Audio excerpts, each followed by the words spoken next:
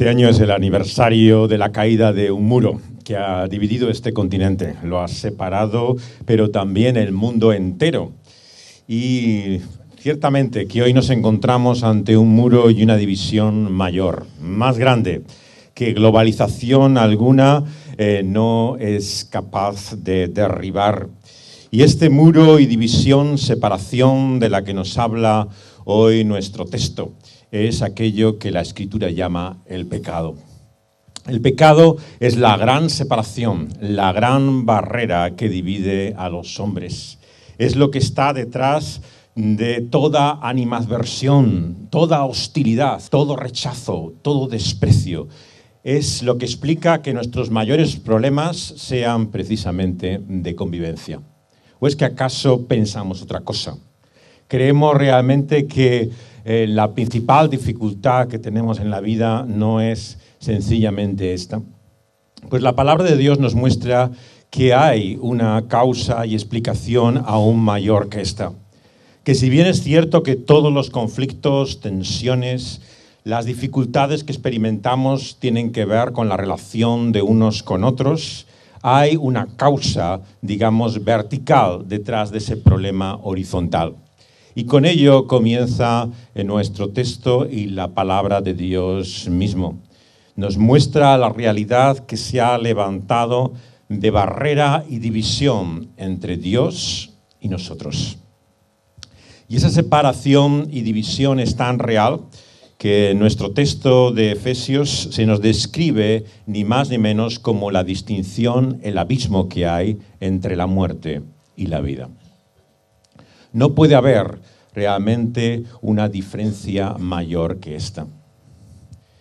Y por eso es que el asombro de el plan, proyecto, propósito de Dios de rescate y salvación es precisamente que venga a nosotros estando muertos en delitos y pecados, como dice el apóstol Pablo aquí escribiendo a los Efesios.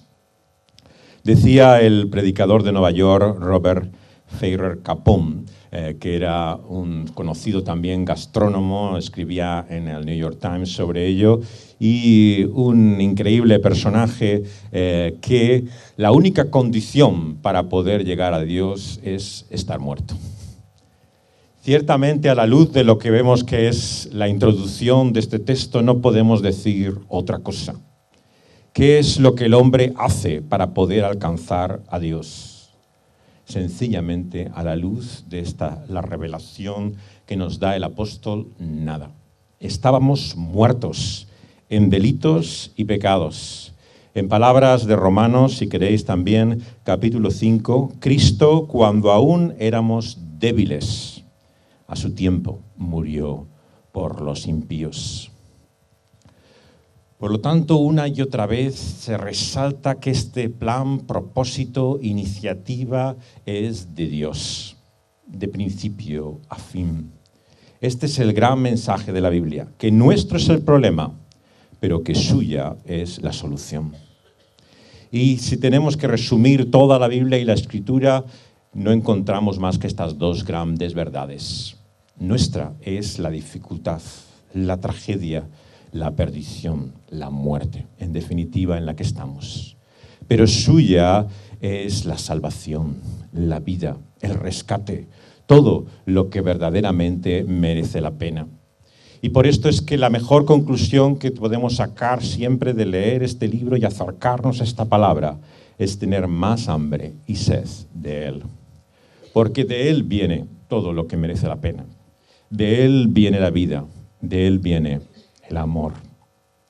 Porque Dios nos ha amado de tal manera que a quien ha mandado a este mundo no es a una tercera persona. Es Dios, verdaderamente Dios y verdaderamente hombre, el que ha venido a buscarnos, a rescatarnos. Por eso negar en modo alguno la plena deidad de aquel que vino a este mundo es privarse de la experiencia del amor de Dios. Porque el amor de Dios se muestra plenamente en Cristo Jesús. No hay en Él nada que no sea de Dios mismo. Por lo tanto, En estas palabras se nos revela el corazón mismo de Dios. ¿Quién es Él para nosotros en Cristo Jesús? Aquel que ha venido a darnos vida cuando estábamos muertos en delitos y pecados. Porque nuestro problema es doble. Somos culpables no solamente de lo que ofendemos, sino también de lo que dejamos de hacer. Nuestros pecados no son solamente de comisión, sino también de omisión. Una y otra vez nos presenta la Escritura que el problema del mal es doble. Tiene que ver con lo que nosotros hacemos y dejamos de hacer, pero también con esta contaminación, con este estado que llena todo este mundo caído y roto que produce el pecado en este mundo. Por lo tanto, cuidado con hablar ligeramente del problema del pecado, porque todo, absolutamente todo lo que rodea la vida y el ser humano está marcada por esa realidad terrible que es el pecado. ¿Y sabéis cuál es la prueba y evidencia de ello? Aquí nos lo recuerda Pablo, la muerte. No hay nada natural en la muerte. Decía Proust que es el polvo de muerte el que cubre todas las cosas. Todo nos habla de nuestra temporalidad, del carácter efímero, transitorio, temporal, de todo lo que experimentamos y vivimos. Y eso demuestra que hay un problema. Porque estamos hechos para la vida. Estamos hechos para conocer una experiencia permanente. Una vida que va más allá de la muerte misma.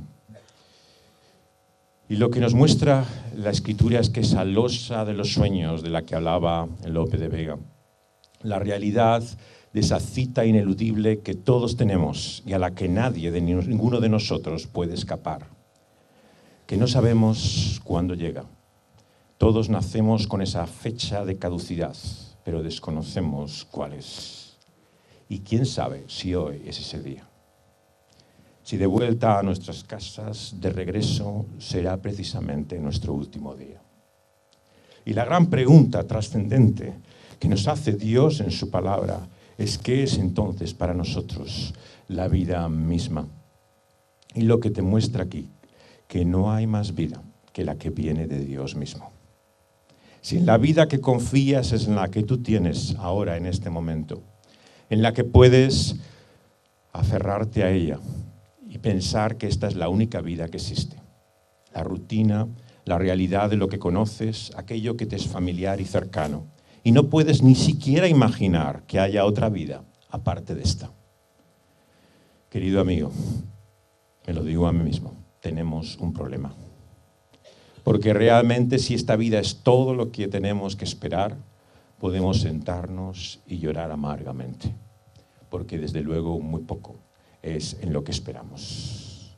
Pero lo que Dios nos ofrece por medio de Cristo Jesús es vida eterna. Cristo Jesús no ha venido a dar otra vida que no sea vida eterna. Por tanto, quien tiene la vida de Cristo Jesús, tiene una vida para la cual la muerte en modo alguno es el fin, sino la entrada a una realidad maravillosa. Como aquel armario de Narnia en el cual entran los niños de las historias de C.S. Lewis. Así, el féretro, el lugar donde acabamos nuestra vida, esconde como ese armario una puerta secreta. La entrada maravillosa a un mundo que ni siquiera podemos intuir e imaginar. Tales cosas son las que Dios ha preparado a aquellos que ha amado desde el principio. ¿Y quiénes eran estos? Nos dice Pablo. Nos dice que estos éramos nosotros. Así andábamos en otro tiempo, siguiendo la corriente de este mundo, conforme al príncipe de la potestad del aire, el espíritu que opera en los hijos de desobediencia. Nos habla de un poder espiritual que hay presente en este mundo. Seríamos unos necios si pensábamos que toda la realidad que hay es solamente lo que podemos experimentar, sentir, poder percibir con nuestros sentidos. Hay todo un mundo espiritual que desconocemos. Y la palabra de Dios nos muestra que si bien no tenemos que vivir dominados por miedo, por pánico, paranoia por ese mundo, sin embargo es tan cierto como el mundo en el que vivimos. Tan cierto como los ángeles que nos protegen en la carretera al salir de este viaje, como de los espíritus que participan de esa desobediencia y rebelión a Dios y que actúan una y otra vez en contra del propósito de Cristo. Y el príncipe de todos ellos, Satanás, el diablo, aquel a quien vino también el Señor Jesucristo a vencer, a desbaratar todas sus obras, tiene sujetos, dominados, esclavos a tantos en este mundo. Y es por eso que debemos mirar a aquellos que están en torno nuestro con compasión, porque son como nosotros somos. Personas que han nacido y vivido bajo ese yugo, bajo esa esclavitud. Necesitamos mostrar la compasión de entender que son también, en cierto sentido, víctimas. Sí, ¿por qué no? Víctimas. Porque si bien son responsables, están sujetos, dominados, esclavos por un poder mayor que ellos mismos. El poder que opera en este mundo de desobediencia, que no son inocentes, sino culpables, pero también sujetos por ese poder. Y la palabra de Dios, por lo tanto, nos habla de este gran proyecto, propósito de Dios, cósmico, de poder cambiar todo el orden de cosas, visibles e invisibles. ¿Y cómo lo hace? Por medio de Cristo Jesús, aquel que es verdadero Dios y verdadero hombre. Y nos dice aquí también Efesios, que nosotros no solamente estamos sujetos a ese poder, sino que también vivimos en otro tiempo, en esos deseos de la carne, haciendo su voluntad, sus pensamientos. Éramos así, por naturaleza, hijos de la ira, lo mismo que los demás. La gran barrera y separación que una y otra vez vemos en el mundo surge precisamente muchas veces de los que se llaman seguidores de Cristo mismo. Hace ya 2000 años, en aquel día, aquel Viernes Santo, el velo, la cortina que separaba el lugar santísimo del resto del templo fue rasgado de arriba a abajo. Pero llevamos más de 2000 años con la Iglesia intentando coserlo de nuevo. Y esta es la tragedia. No ha habido mayor enemigo a la causa del cristianismo que aquellos que se llaman sus seguidores. Y por esto tenemos que entender que el principal obstáculo a la fe cristiana está precisamente en aquellos que, llamándose seguidores de Cristo Jesús, levantan una y otra vez barreras, separaciones y divisiones que Dios ha derribado de una vez por todas en Cristo Jesús. En primer lugar, por un sacerdocio que se levanta entre Dios y los hombres como el único camino a Dios, como si no fuera suficiente el único, supremo, suficiente sacerdocio de Cristo Jesús.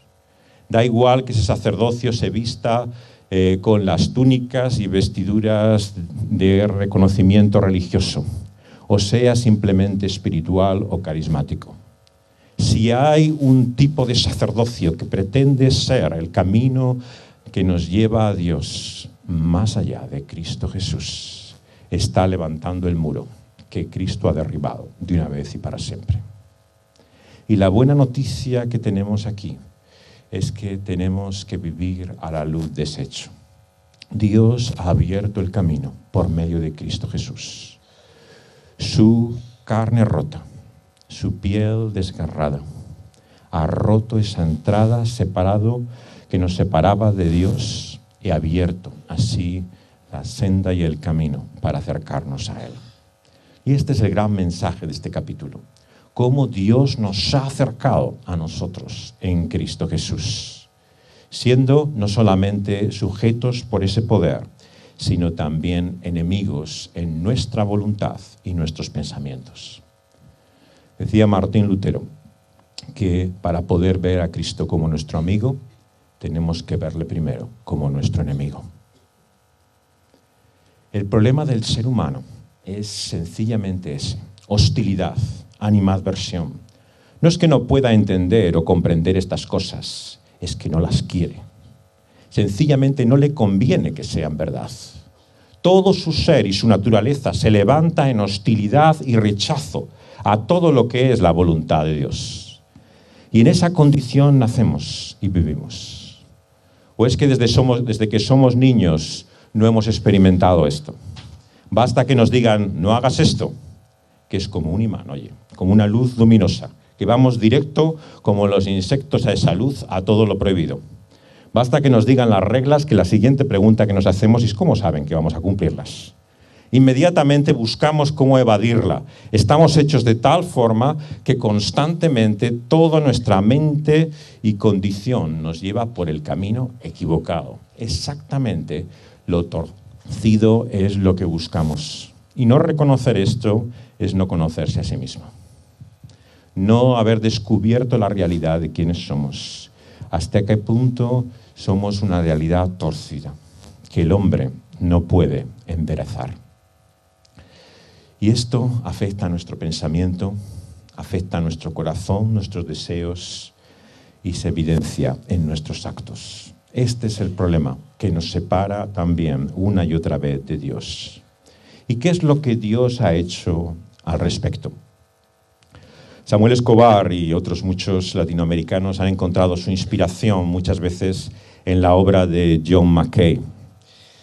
Yo le he descubierto a una edad más tardía, pero es un personaje fascinante y fundamental para entender mucho del pensamiento evangélico latinoamericano. John Mackay fue enviado como un misionero presbiteriano en una pequeña iglesia conservadora de Escocia a Perú después de pasar por nuestro país. Estuvo con don Miguel de Unamuno. Él era apasionado de la literatura y de la filosofía de nuestro país y de la cultura latina. Uno de sus libros más conocidos se llama El otro Cristo español, ¿no? Y trata precisamente de la visión que de Jesús ha habido en nuestro tiempo. Mackay fundó en Lima un colegio donde muchos han pasado de lo que es realmente el grupo más influyente y dirigente de la sociedad en este siglo pasado de Perú. Ha sido formado en ese colegio que se llama San Andrés, ¿no? Y que fue una obra misionera de escoceses presbiterianos en la capital del Perú. Y Mackay fue un gran pensador, un hombre que enseñó también en la universidad y luego acabó su vida siendo el decano de la Facultad de Teología que había en Princeton, en Estados Unidos. Y en Princeton tuvo también un papel en los últimos años de su vida muy influyente. Se opuso al macartismo, fue uno de los principales hombres que desde el campo de la iglesia, ¿no?, se levantó ante la paranoia anticomunista, ¿no?, que había dominado la caza de brujas en Estados Unidos, ¿no? Y es un hombre fascinante en todos los sentidos. Y Mackay tiene un comentario a Efesios. Y en este comentario a Efesios, Mackay dice lo siguiente: el principio integrador de Dios, ¿no?, para unir a los seres humanos no es intelectual, el dogma, como el catolicismo romano, ni político, la fuerza de la conquista, como en el Islam o el marxismo, sino espiritual, el reino que viene por la redención de Cristo, uniendo a judíos y gentiles, al hombre y Dios, al cielo y la tierra. Mackay yo creo que presenta aquí exactamente lo que encontramos, que es la sorprendente manera en que Dios se ha propuesto rescatar este mundo. En primer lugar, no por un esfuerzo intelectual. Como los reformadores decían, y hablamos de ello ayer, una y otra vez, desde el cristianismo mismo, se ha pretendido que por la mente, por la inteligencia, pero también fuera del contexto de la Iglesia, por la educación, por un proyecto de pensamiento, las personas intelectualmente van a ver el mal que ellos hacen. Hemos sido educados todos con esta mentalidad, con la cultura de la prevención.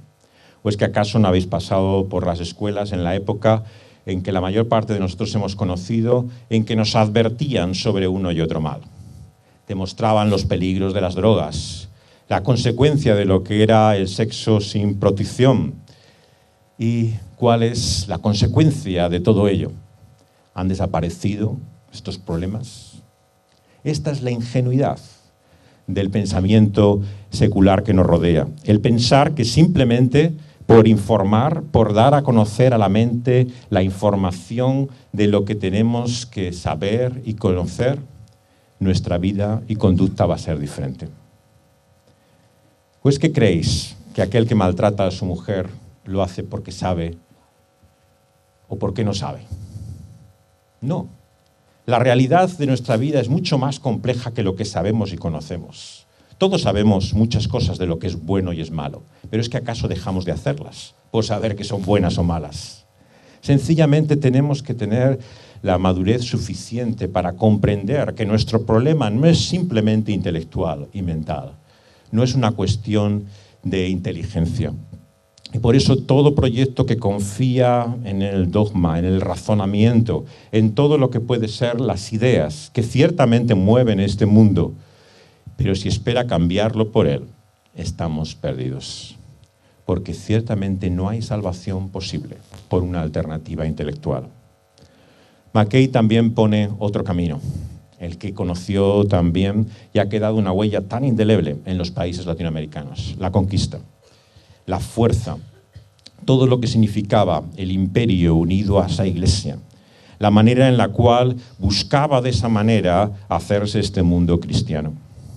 Y sabemos los resultados que ha producido.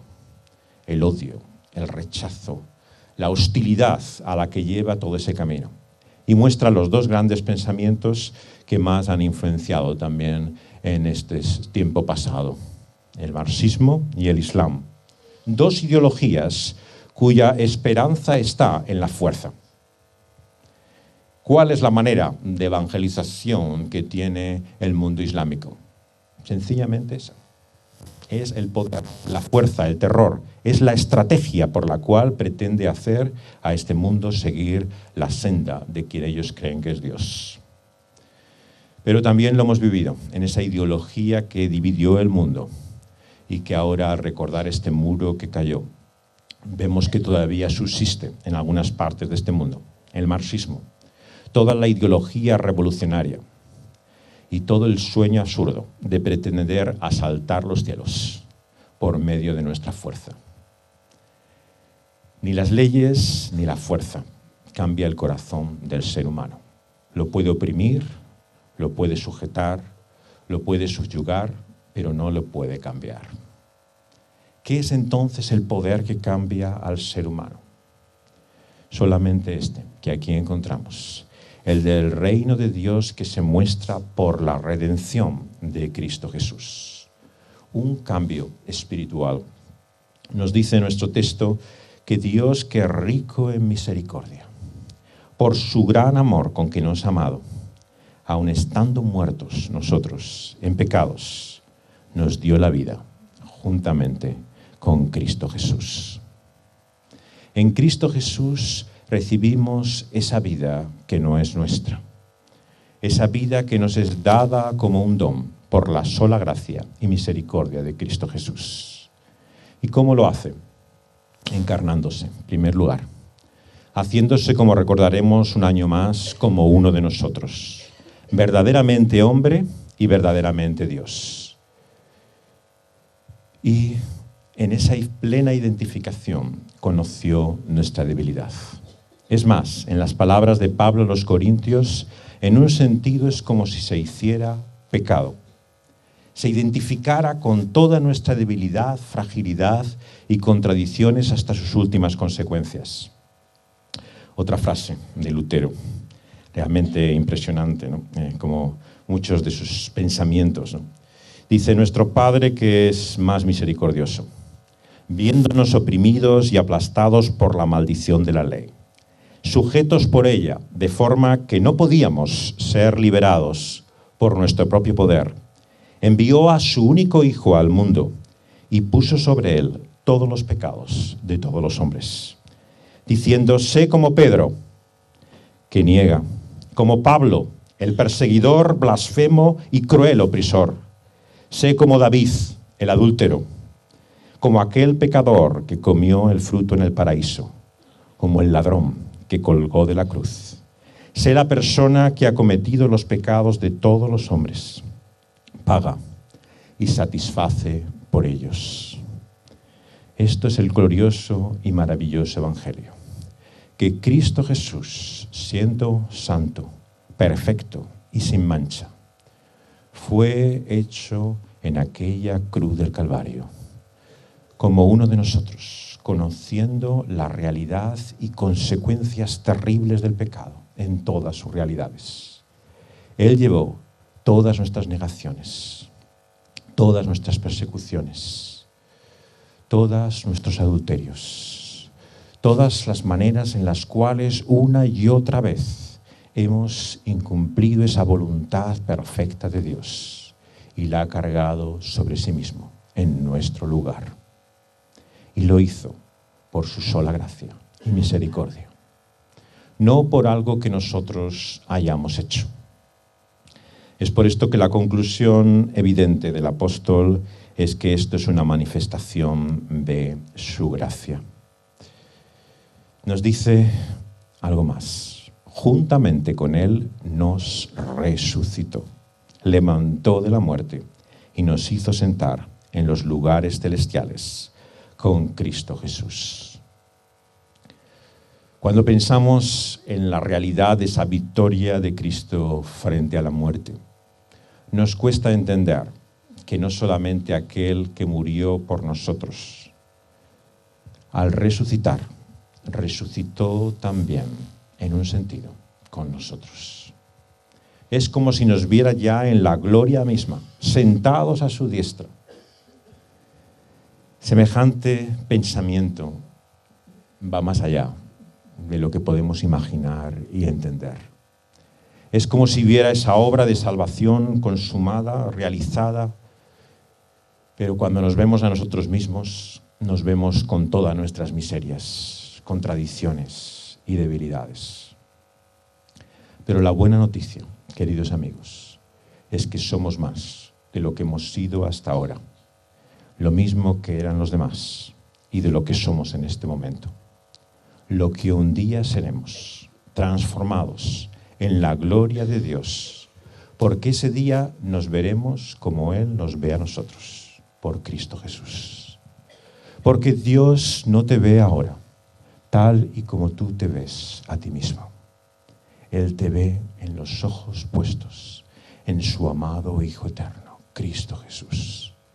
Y Él se complace, porque Cristo ha satisfecho plenamente, ha realizado esa obra, de tal manera que no hay la menor sombra de duda en su aprobación. Te recibe y acepta plenamente, porque un día desamparó y abandonó a su propio Hijo en aquella cruz, para que nosotros podamos ser ahora aceptos por causa suya. Hasta ese punto debemos la vida a otro, Cristo Jesús. Es por lo tanto con Él que tenemos una deuda eterna de gratitud. Es ante Él que debemos una vida prestada, que no es nuestra, que no nos corresponde, que recibimos por su sola gracia. Y lo ha hecho ¿para qué? Para mostrar en los siglos venideros, por toda la eternidad, esa abundante riqueza de su gracia, en su bondad para con nosotros, en Cristo Jesús. Todo el cosmos, toda la realidad de la eternidad hecha, proclamará y anunciará la maravilla de la gracia de Dios. Ese trono eterno de Dios se fundamenta y se basa en su sola misericordia. Vivimos por su sola gracia. Y entender esto nos va a costar toda una eternidad. Saber que somos lo que somos por la sola gracia de Dios. Y es por eso que no hay expresión para la eternidad más que la adoración, que la alabanza. No hay otra forma de responder al hecho de que esa vida que nos viene de Dios es por su sola gracia y misericordia, su abundante, su rica fuente eterna de misericordia. Y por ella somos hechos para nuevas obras que Él ha preparado de antemano para andar en ellas. Porque ya no estamos separados como los judíos de los gentiles. Él ha roto esa barrera y separación que había entre su pueblo, al cual encontramos en el Antiguo Testamento que Dios había dado semejantes bendiciones, y los gentiles que estaban lejos de ellos, que no eran ciudadanos de ese pueblo, ni participaban de sus promesas. Lo que entendemos en la palabra de Dios es que el esfuerzo que la Iglesia ha hecho una y otra vez para levantar separaciones en lo que Dios ha derruido, no solamente es una tarea inútil, sino indigna del nombre de Cristo. Samuel Escobar y otros muchos pensadores latinoamericanos tuvieron una gran influencia en el mundo evangélico en el año 1974. En el congreso que se celebró en Lausanne, en Suiza, varios de ellos que tuvieron ponencias, también de España, José Grau habló sobre el reino de Dios, pero ellos insistieron de una forma especial en que la escuela misionera que estaba entonces comenzando con toda su fuerza en el mundo evangélico, que nos decía que la Iglesia crece cuando los grupos son homogéneamente más cercanos entre sí.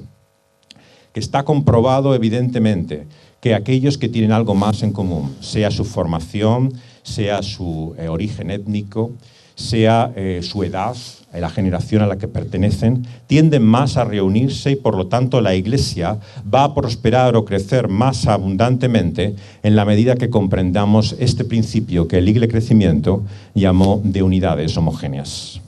René Padilla, Samuel Escobar, todos aquellos hombres que hablaron en Lausanne en el año 74, dijeron, no me importa que esto funcione.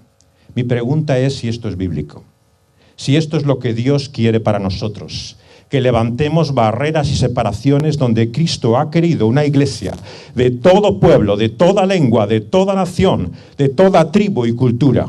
Me da igual que esa labor sea más ardua o más difícil. La cuestión es a qué nos llama Dios. No a estar con aquella gente que nos sentimos más naturalmente predispuestos a estar, porque son jóvenes como nosotros, porque tienen nuestra formación universitaria, porque pertenecen a nuestra misma raza o cultura, porque han nacido en la misma nación. Lo que Dios nos presenta es una iglesia en la cual ya no hay barreras ni separaciones, ya no hay hombre ni mujer, ya no hay judío ni gentil, no hay separación alguna que los hombres puedan poner en aquello que Dios ha unido en Cristo Jesús. Y el llamado, por lo tanto, que Dios sigue haciéndonos por medio de esa obra de redención es a vivir, a experimentar la unión que Cristo ha hecho. Aquellos hombres que estaban separados entre sí, unidos en la realidad de su iglesia. Por esto, cuidado con pensar pragmáticamente. Cuidado con rechazar o despreciar la iglesia del Señor Jesucristo. Porque la iglesia es la manifestación de lo que Dios ha hecho en Cristo Jesús.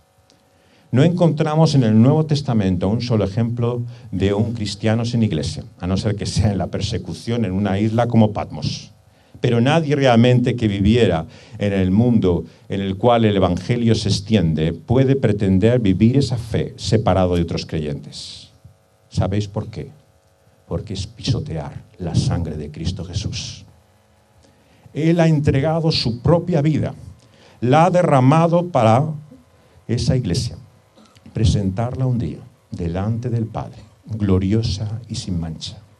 Y nadie tiene derecho a llamar a aquel por el cual Cristo ha derramado su sangre como alguien indigno de Él y de su iglesia.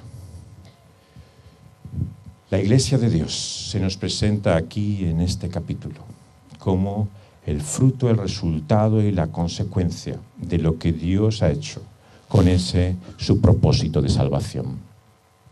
Y por eso es que nos dice que ahora nosotros que estábamos lejos, ajenos, separados, divididos, ¿no? Mediante la cruz Dios nos ha reconciliado. En un solo cuerpo ha matado todas las enemistades. Y ahora anuncia al mundo, también por medio de su iglesia, que tenemos entrada por un mismo espíritu al Padre. Ya no somos extranjeros, sino conciudadanos, miembros de una familia, edificados sobre ese fundamento de apóstoles y profetas, que la principal piedra del ángulo es Cristo Jesús mismo. Por lo tanto, no es posible un cristianismo sin iglesia. Me da igual que se llame posevangélico o como lo quieras llamar. Realmente no es el cristianismo apostólico. No es el que encontramos en el Nuevo Testamento. El protestantismo ha individualizado su fe de tal manera que cada uno parece vivir de una manera tan personal y transferible su experiencia cristiana que puede prescindir del resto de la comunión de los santos. Tristemente, el mundo evangélico ha tenido demasiada tolerancia, con francotiradores que hacen la guerra por su lado, gente que batalla y que lleva su propio camino y senda haciendo su propia voluntad, construyendo sus propios imperios, haciendo sus propias causas, en vez de buscar edificar el reino de Dios que ha levantado por medio de Cristo Jesús una vez y para siempre. En la Iglesia de Cristo Jesús no hay lugar para el individualismo. Para que en último término podamos decir, eso es lo que yo simplemente quiero, lo que a mí me parece. Todo lo contrario, el Señor Jesús nos llama a renunciar a nosotros mismos, a negarnos, a aceptar a aquel que tenemos a nuestro lado como nuestro hermano.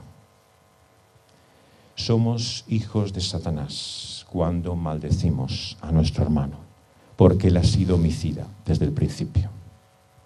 Él es el que busca que despreciemos y rechacemos a otros cristianos. Es el que nos lleva a ignorarlos, a pretender vivir como si no existen. Por eso tenemos que, humillados delante de Dios, reconocer que hemos pecado, que ofendemos a Dios cada vez que despreciamos y rechazamos a nuestros hermanos. Y la oración en esta mañana quiero que sea por eso de dos en dos. Que cada uno con la persona que tiene al lado reconozca delante de Dios que esa separación, división que teníamos los unos de los otros y que todavía el mundo y la iglesia misma quiere levantar, Cristo la ha derribado de una vez y para siempre. Quiero que ores con aquel que está al lado y confieses que en el nombre de Cristo Jesús Dios te ha unido a Él para siempre. Y que si vamos a estar juntos en la gloria, ya es hora de empezar a aprender a vivir juntos en esta tierra. Que por lo tanto reconozcamos que más allá de nuestras particularidades, lo intrínseco realmente de lo que es nuestro capricho, nuestra visión de las cosas, no podemos seguir viviendo guiados sencillamente por nuestra voluntad, por lo que a nosotros nos parece o nos antoja, sino que debemos aceptar y recibir a nuestro hermano como Dios nos ha recibido, por su sola gracia, por su sola misericordia, no por algo que esa persona es o por algo que ha hecho por ti, sino por lo que Cristo ha hecho por ti y por mí. Ora así con la persona que tienes al lado y piensa y dile a Dios que podamos vivir así juntos, que podamos mostrar a este mundo que lo que ellos separan y dividen, que lo que este mundo y el que es el homicida desde el principio ha llevado, Cristo lo ha derribado, ha abolido, ha deshecho esas obras del maligno y nos une por su preciosa sangre.